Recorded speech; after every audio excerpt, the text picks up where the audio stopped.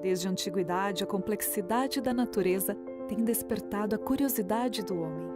Já os primeiros filósofos tentavam entender o entorno e se perguntavam: qual é a essência das coisas? Aquelas características invariáveis que constituem um objeto, uma flor, o imponente sol? Hoje, a ciência nos permite entender de maneira objetiva quais são essas características: células, moléculas, partículas subatômicas, todas alinhadas para dar textura, forma, cor. Mas o que elas ainda podem nos revelar?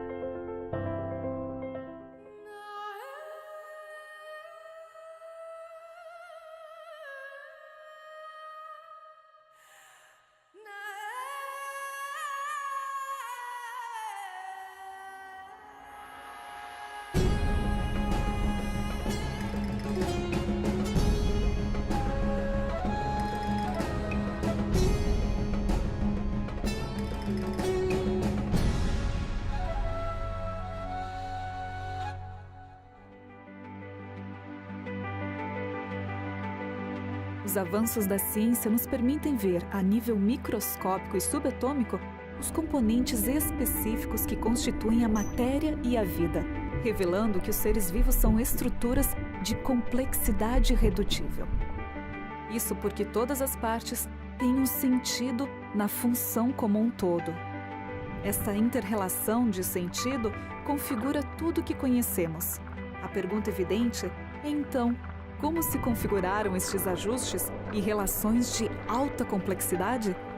Quase 20 anos atrás, o bioquímico Michael Behe publicou um livro que marcou época, A Caixa Preta de Darwin, o desafio da bioquímica à teoria da evolução. Behe não é um criacionista, ele é inclusive darwinista, evolucionista, mas é um dos evolucionistas que tem a coragem de questionar, né, alguns pressupostos da teoria da evolução. Eu diria assim que é um evolucionista crítico. E nesse livro ele apresenta o que ele veio a registrar, cunhar, né, como sistemas de complexidade irredutível. Ele menciona ali um exemplo bem simples que ajuda a compreender esse conceito. Ele fala da ratoeira. Para você ter uma ratoeira funcionando, você precisa ter alguns elementos mínimos, sem os quais ela não funciona. Por exemplo, você tem que ter uma mola, tem que ter uma trava, um martelo, que é aquela parte que bate no pobre do ratinho, né? Você tem que ter uma base com material adequado para que ela não se dobre, para que funcione. Se você retirar qualquer um desses componentes, ela não funciona. Ou seja, a ratoeira tem uma complexidade tal, sem a qual ela não cumpre a sua função. Se você não tiver ali a base, se você não tiver a mola, se você não tiver a haste que vai prender o rato, o pino de encaixe, aquelas partes funcionando todas sincronizadamente, feitas com otimização, feitas para um único propósito, jamais aquilo vai funcionar como uma ratoeira. Você tira uma das partes, ela perde totalmente a função. Então não dá como imaginar que um processo lento, gradual e sucessivo tenha formado uma ratoeira. Ou alguém pôs tudo aquilo ali com uma inteligência muito grande, ou não daria. Então a gente vê, a ratoeira é um exemplo, mas a gente vê outros exemplos assim drásticos na vida, como os motores, o flagelo bacteriano. O flagelo bacteriano é uma estrutura filamentosa, uma espécie de motor que serve para impulsionar a célula bacteriana. Está composto por cerca de 20 proteínas e aproximadamente outras 30 ajudam na regulação e coordenação. Apresenta uma semelhança notável com sistemas mecânicos artificiais, pois é uma complexa estrutura composta de vários elementos e que gira como uma hélice. A diferença é que é uma nanotecnologia. É tão pequena que só pode ser apreciada a nível microscópico. É mais de 68 complexos proteicos trabalhando todos de uma forma sincronizada para fazer aquele motor girar. Então você tira uma dessas partes, o motor entra em colapso. E é um motor que tem uma complexidade absurda, é o motor mais eficiente conhecido nesse planeta. Ele roda 100 mil rotações por minuto, ele tem marcha, primeira e segunda. Ele inverte o sistema, o sentido da sua rotação em 1/4 de volta. Ele se autoconserta em funcionamento, é uma coisa absurda, não existe máquina humana que funcionando possa ser consertada ali em plena operação. Então, é um nível, a complexidade irredutível é uma prova, é uma evidência fortíssima de design inteligente, porque é um sistema que somente uma mente inteligente poderia ter planejado, orquestrado, preparado as partes individualmente, com sincronia e posto tudo isso para funcionar de uma única vez. É uma complexidade irreductible, ou seja, não podemos quitar de un aparato sistema una parte porque esa parte no podría funcionar, ¿no? Por ejemplo, el aparato urinario necesita de 4 órganos para que las cosas funcionen. Los riñones que producen la orina, los uréteres que la transportan, la vejiga que la acumula y la uretra que es la parte final donde se elimina. No se puede imaginar que pueda faltar una de esas partes, ¿no? Porque si no, nosotros no podríamos eliminar las toxinas de nuestro cuerpo. Quando nós falamos de complexidade irredutível, nós estamos falando de sistemas que não podem ser diminuídos, não podem ser reduzidos além do que eles já estão. Então, é a questão muito aplicada, por exemplo, para órgãos de seres vivos. Você imagina um olho de um animal, de um ser humano. Esse olho tem uma complexidade irredutível. Qualquer componente funcional que você retirar deste órgão, ele não vai funcionar.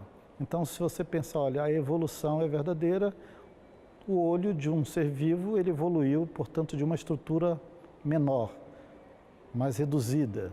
Então, estou falando de uma complexidade redutível.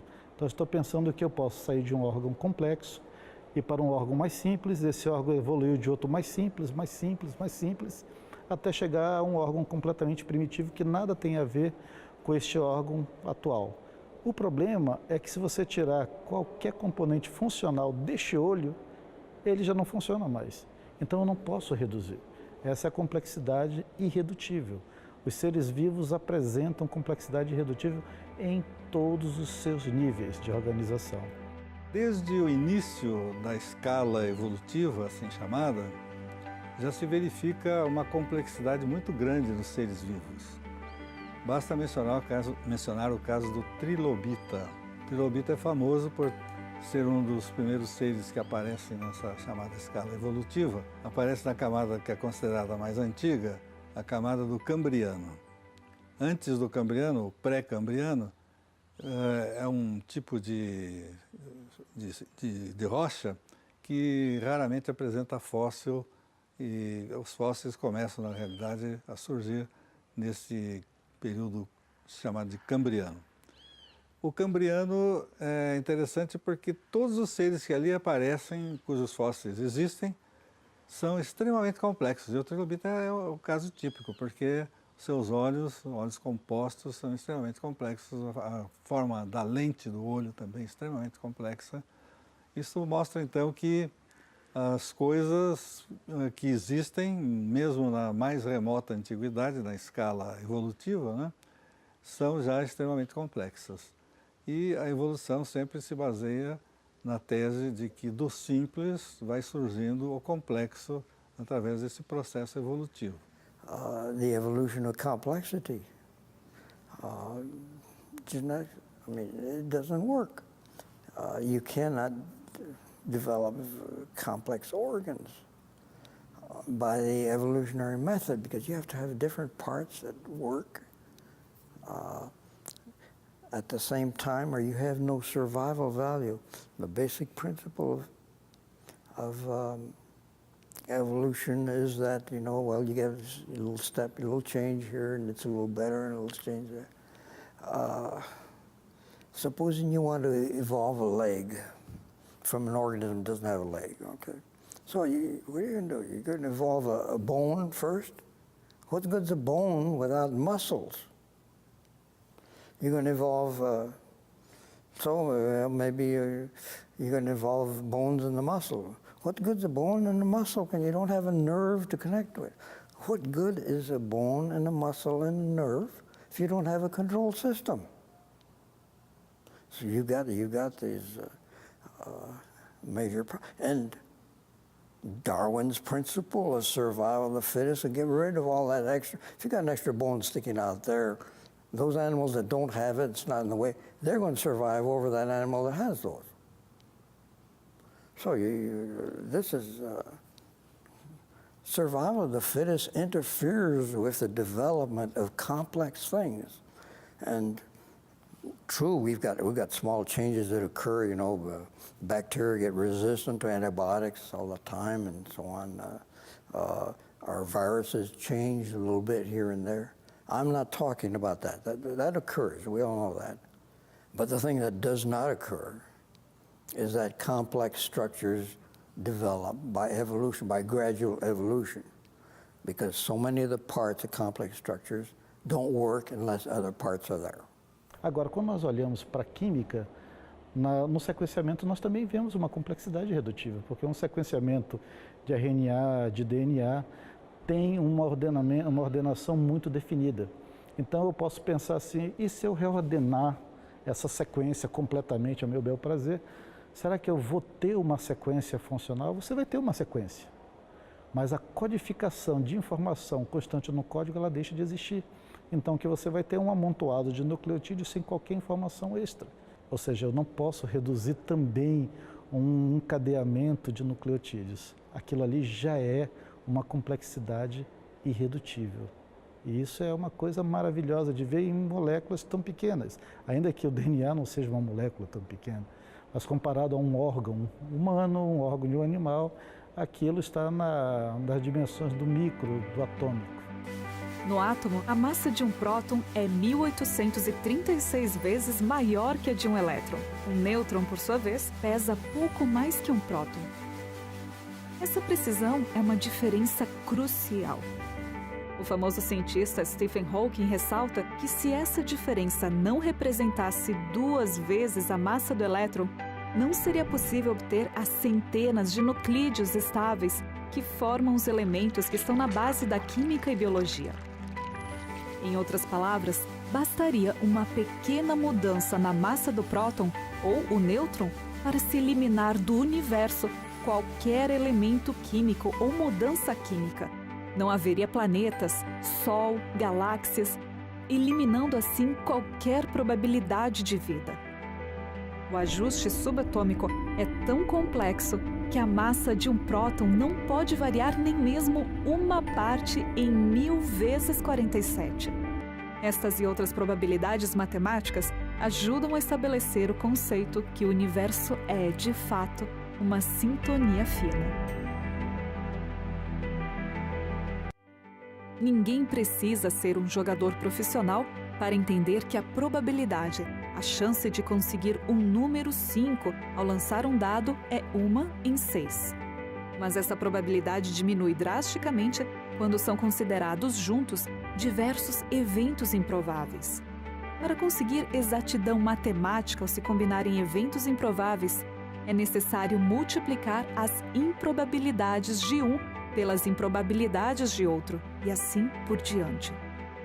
Então, as improbabilidades combinadas que encontramos no universo são menores e mais improváveis, o que levou ao famoso cientista britânico Sir Fred Hoyle a afirmar: uma interpretação de fatos baseada no bom senso sugere que alguma inteligência superior se intrometeu com a física, a química e a biologia, de maneira que não vale a pena falar de forças cegas agindo na natureza. Os números que se calculam a partir dos fatos me parecem tão convincentes que essa conclusão se impõe praticamente sem possibilidade de qualquer questionamento. A gente vê que a vida é complexa, mas não é uma mera complexidade. Às vezes as pessoas falam, nossa, mas porque é complexo, foi formado por uma mente inteligente? Não, tem muitos processos naturais que criam coisas complexas. Mas a complexidade da vida é de um tipo muito específico, é o que a gente chama de complexidade irredutível. É uma complexidade que você não pode reduzir, é um grau altíssimo de complexidade que a gente vê na vida e que você não pode tentar reduzir essa complexidade, senão o sistema entra em colapso total. Então, se há um grau altíssimo de complexidade da vida que não pode ser reduzido, o que a gente tem que admitir em relação a isso? que processos lentos, graduais e sucessivos, que partiram de matéria inanimada, totalmente sem estrutura e organização, não poderiam ter gerado esse tipo específico de complexidade, que é a complexidade irredutível da vida. Dentro da ideia de que os organismos vivos são projetados com uma complexidade tal que a partir daquele ponto você torna inviável a vida, a gente consegue enxergar isso muito facilmente quando se estuda química. Imagine que nós precisamos, lá no início da vida, de produzir algum meio, alguma estrutura que seja sólida, que seja pastosa, a fim de que ali pudesse acontecer algum tipo de passo necessário para que a vida viesse a florescer. Muito bem, é interessante notar que pequenas mudanças de pH podem alterar completamente o resultado de um processo químico em desenvolvimento. Por exemplo, se você mistura no mesmo recipiente água e aquele comprimido que a gente compra na farmácia, roxinho, permanganato de potássio, você vai obter então uma solução roxa, bastante bonita. Então você imagina que aquela solução roxa era um oceano primitivo, uma poça, algo onde a vida começasse a ter uma esperança de desenvolvimento. Beleza. Agora, nesse local, aconteceu, eu vou misturar um pouco de água oxigenada. Você vai observar que aquilo que era líquido e aquilo que era um roxo bonito vai se tornar em algo marrom, turvo, e depois de algum tempo você vai sedimentar, você vai precipitar um sólido. Imagine que esse sólido fosse importante para que a vida viesse a se desenvolver. Bom, o que acontece é que nesse suposto oceano primitivo, por exemplo, eu podia ter uma erupção vulcânica. E essa erupção vulcânica, entre outras coisas, tem a capacidade de produzir chuva ácida. A partir do momento em que eu acrescento ácido, eu perco a capacidade de produzir esse substrato, eu perco a capacidade de produzir esse ambiente que possibilitaria a vida a surgir. Perceba, eu mudei um ingrediente, eu mudei uma substância, troquei completamente a possibilidade da vida surgir ou não. Isso é basicamente a ideia por trás do que nós chamamos de complexidade irredutível. É necessário um cenário ideal, um cenário perfeito, finamente ajustado para que a vida tenha condições de acontecer na natureza. É o conceito do tudo ou nada que novamente a gente observa na vida.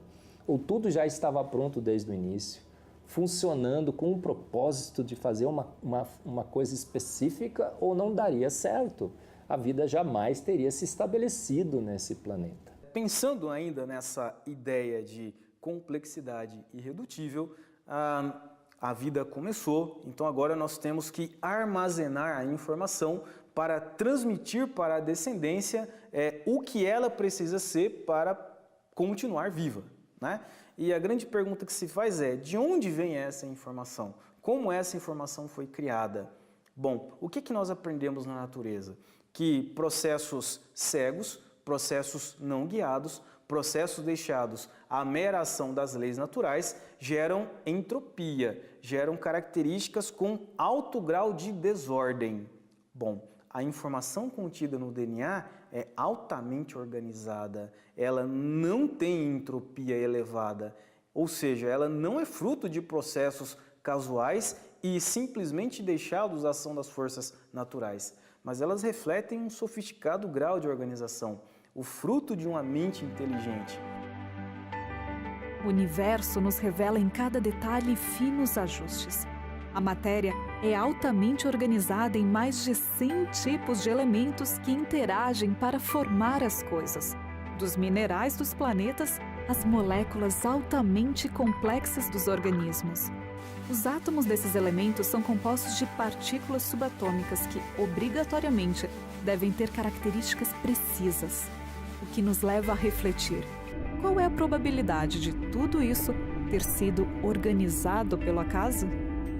É muito fácil a gente entender isso quando você compara com um sistema de computador. Um sistema de computação, ele trabalha com 2 dígitos, 1 e 0. A partir desse 1 e 0, você gera toda a gama de sofisticação tecnológica que nós temos. Quando você olha o DNA, ele trabalha com um código de 4 algarismos. É muito mais complexo, é muito mais, digamos, evoluído, é muito mais sofisticado. Se para se produzir coisas com um código binário, nós necessitamos de investimento de inteligência, imagine para gerar um código de 4 dígitos. É muito mais inteligência, é muito mais sofisticação, é muito mais inteligência envolvida na produção desse tipo de código. A célula unidade básica da vida, né? Ela é simplesmente fascinante. É como se a gente tivesse um mundo à parte, extremamente complexo, extremamente elegante, extremamente fascinante. A complexidade estrutural numa célula, como ela se organiza, como é perfeito todo o processo celular, todos os seus mecanismos de correção. São tantas perguntas que a gente tem, né? Claro, nós temos muitas respostas ainda, mas a gente está ainda na ponta de um iceberg.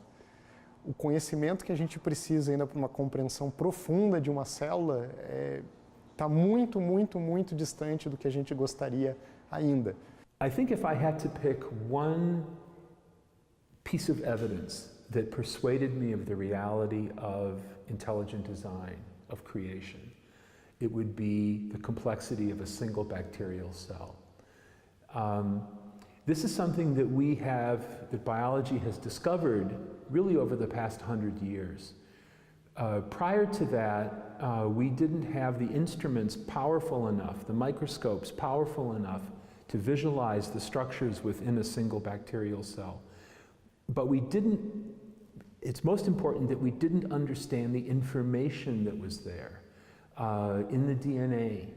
So the bacteria that we have, for instance, humans have in our large intestine, E. coli, that are essential for our digestion, they have 4.5 million letters in their DNA code that specify proteins, actual very, very small molecular machines that do different jobs, maintain the energy flow within the cell, that build the structures, that allow certain things into the cell and other things out. And you go on, in case after case, you have specialized functions being performed by these proteins, these little molecular machines, that are themselves coded for by a script. It's an informational string with molecular words that really defies description in terms of any kind of process that didn't have a mind. To build something like that, I think you need a mind. You need a mind to visualize the information that you need to build these cells. One cell, and we've got trillions of them in our large intestine, each one testifying to the need for this kind of information. And information of that type requires a source with a mind, with an intellect. We know this from our experience. So, one bacterial cell, clear evidence of design. The picture is that materialistic science does not explain many aspects of reality. I'm talking about our consciousness, I'm talking about our reason. Why can we ask questions? Why do we like music? Why do we enjoy art, beautiful flowers? I mean, science can sit and study the matter all they want to. They don't have no answers for those questions. Yet we know it's part of reality, and it's reasonable for us to try and go beyond that. So it's important to get out of that box.